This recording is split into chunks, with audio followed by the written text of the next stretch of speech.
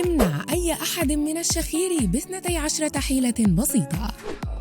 هل سبق وواجهت صعوبة في النوم بسبب شخير شريكك؟ أو ربما استيقظت على وقع شخيرك الصاخب؟ إذن هذه مشكلة حقيقية، ولكن لا تقلق، فبالاستعانة بهذه الحيل البسيطة والفعالة ستتخلص من شخيرك سريعاً وللأبد. ولكن لا تنسى أولاً الضغط على زر الإعجاب والنقر على زر الاشتراك وتفعيل جرس الإشعارات لتنضم إلينا في الجانب المشرق للحياة. 1. النوم على جنبك. إذا كنت تميل للنوم على ظهرك، فإن مجرد تغيير وضعية نومك يمكن أن يساعد في التقليل من الشخير أو وضع حد نهائي له. فكما تعلم، عند النوم على الظهر تهبط قاعدة اللسان إلى الجدار الخلفي من الحنجرة، مما ينتج عنه إعاقة لعملية التنفس والتسبب بالشخير بصوت مرتفع، بيد أن النوم على الجنب يبقي الحنجرة مفتوحة، وهذا يسمح لك بالتنفس بشكل أفضل، وذلك يعني نوماً أكثر راحة وهدوء. 2. الإقلاع عن التدخين. من بين جميع الأشياء الضارة التي يسببها التدخين للجسم، يعمل أيضاً على تهيج بطانة تجاويف الأنف والحلق، حيث يصبح الممر الأنفي محتقناً، مما يزيد أكثر وأكثر من صعوبة التنفس عبر الأنف، وهذا الاحتقان لا يقل بل يزداد مع كل سيجارة تدخنها. فإن كنت مدخناً وتعاني من مشاكل الشخير، فأنت بحاجة للتخلص من هذه العادة السيئة، وإن لم تكن مستعداً بعد للإقلاع عنه، فحاول التقليل منه وتجنب التدخين قبل النوم ب4 ساعات على الأقل. 3. رفع وسادتك. يبدو هذا أمراً هيناً، ولكن رفع الوسادة يمكن أن يساعد بالفعل في التخلص من الشخير خلال ليلة أو 2 فقط. يكمن السر في ذلك بأن الاستلقاء بشكل منخفض يضع ضغطاً على مجرى الهواء ويجعل التنفس أمراً صعباً بالنسبة لك، والنتيجة واضحة: شخير بصوت مرتفع يصعب تجاهله. ولكن لرفع الوسادة أثر مغاير تماماً، فحينها ستتخلص من ذلك الضغط لتتمكن من التنفس بعمق وثبات. يمكنك حتى الحصول على وسائد خاصة تساعد في التقليل من الشخير كوسادة الجسم والإسفين. 4. شرب المزيد من الماء. يفيد دانيال سلوتر، طبيب الأنف والأذن والحنجرة في تكساس، بوجود بعض الإفرازات في الأنف وباطن الفم، والتي تصبح أكثر لزوجة عند عدم شرب مقدار كاف من الماء، وبالطبع يؤدي هذا إلى انسداد مجرى الهواء، مما يؤدي إلى الشخير كما تعلمون. ولذا عليك شرب 8 أكواب من الماء خلال اليوم، وكوباً إضافياً قبل النوم بساعة تقريباً. وبعد بضعة أيام من اتباع هذا النظام الصحي لترطيب الجسم، ستلاحظ فرقاً كبيراً. 5. تنظيف غرفتك. تلعب الحساسية دوراً رئيسياً في الشخير، فاحتقان الأنف والالتهاب لا يتركان لجسمك خياراً آخر، لذا إن لم يفلح أي شيء فربما قد يكون حان وقت اختبار الحساسية. قد يكون المحفز لها أي شيء، ابتداء من النظام الغذائي وانتهاء ببيئة النوم. ومع ذلك أكثر أنواع الحساسية المسببة للشخير شيوعاً هي تلك الناتجة عن الغبار، فكلما كانت غرفتك مرتبة ونظيفة كان ذلك أفضل. ومع ذلك إن لم يكن هذا هو المسبب فواصل البحث، وبمجرد العثور على المسبب الرئيسي للحساسية ستكون قادراً على التخلص من الشخير. 6. الالتزام بنظام غذائي صحي. يمكن أن يؤدي الوزن الزائد خاصة حول الرقبة إلى الشخير المستمر، فوفقاً لدراسة نشرت في مجلة لونج إنديا الطبية، يملك الكثير من الأشخاص الذين يشخرون محيط رقبة أكبر من أولئك الذين لا يشخرون. بالإضافة إلى ذلك يمكن للوزن الزائد الموجود في محيط العنق أن يضيق من الحنجرة عند الاستلقاء، مما يؤدي إلى التنفس بصوت عال وخشن عند النوم. أما فيما يخص الأطعمة الصحية التي يمكنها مساعدتك في التخلص من الوزن الزائد المرتبط بالشخير، فتشمل الأسماك والعسل وزيت الزيتون والأناناس والنعناع. كما عليك أيضاً تجنب الأطعمة المقلية ومنتجات الألبان والشوكولاتة، ومما لا شك فيه ستساعدك ممارسة التمارين أيضاً. 7. الامتناع عن شرب الكحول. بشكل عام يعني شرب الكحول الشخير أثناء النوم، فكما تعلم تؤدي الكحول إلى استرخاء عضلات مجرى التنفس أكثر من اللازم، مما يؤدي إلى إغلاق مجرى التنفس وبالتالي حدوث الشخير. لذا من الأفضل الامتناع نهائياً عن شرب الكحول، وحينها سيصبح الشخير شيئاً من الماضي بالنسبة لك، بل ستتنعم أيضاً بنوم بجودة عالية. 8. تناول فيتامين سي.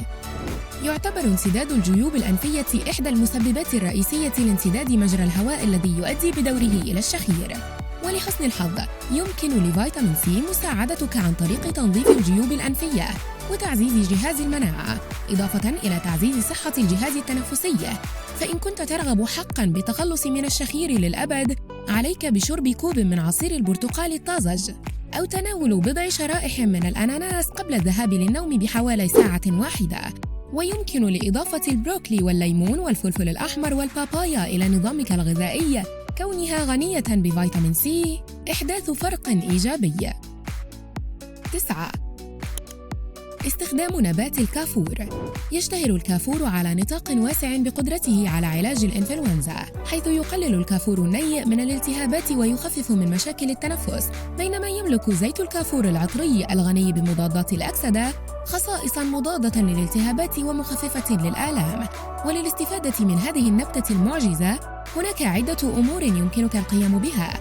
ابدأ بوضع بضعة أوراق من نبات الكافور في جهاز الاستنشاق بالبخار، وتنفس من خلال أنفك وفمك.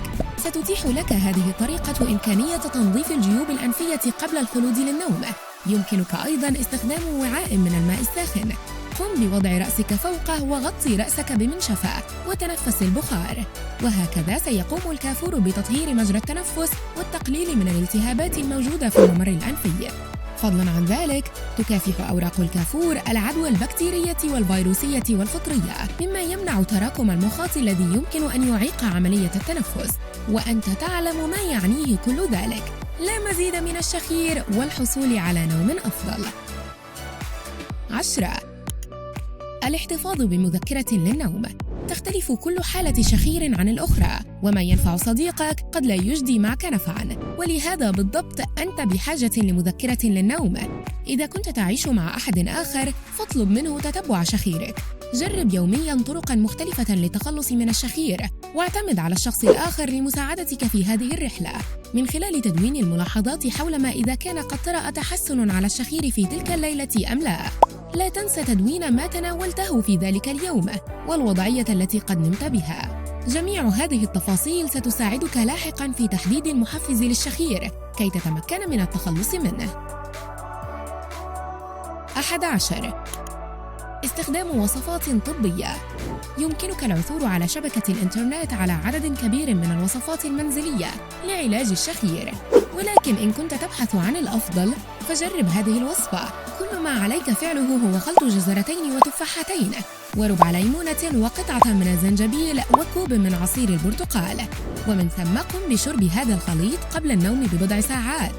أعلم أنه لا يبدو شراباً شهياً، ولكن هذه المكونات قادرة على التقليل من كمية المخاط الذي ينتجه الجسم، إضافة إلى تعزيزها لجهاز المناعة، فضلاً عن تطهير الحلق وممرات الأنف والجهاز التنفسي، بحيث تتمكن من التنفس بسهولة وهدوء أثناء تواجدك في عالم الأحلام.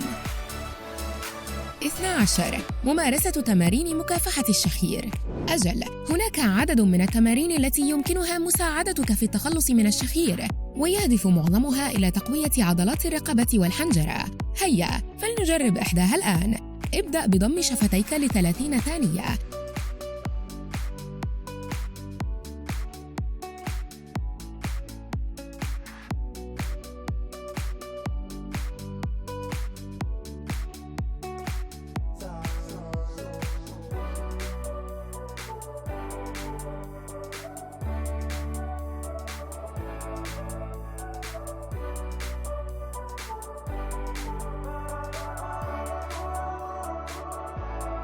ومن ثم انطق أحرف العلة ألف وياء وواو، كل واحد منها لدقيقتين، وعند الانتهاء من ذلك سيحين وقت تدريب الفك.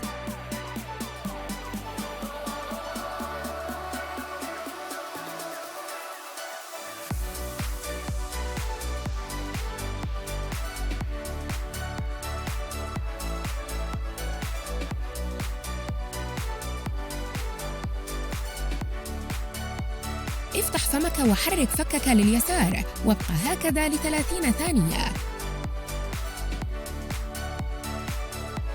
ومن ثم انتقل لليمين وابقى كذلك 30 ثانية أخرى. وهذا هو. قد يبدو تمريناً غريباً بعض الشيء، ولكنه ناجح بالفعل. هل تعلم أي طرق أخرى فعالة لإيقاف الشخير؟ أخبرنا بها في التعليقات أدنى.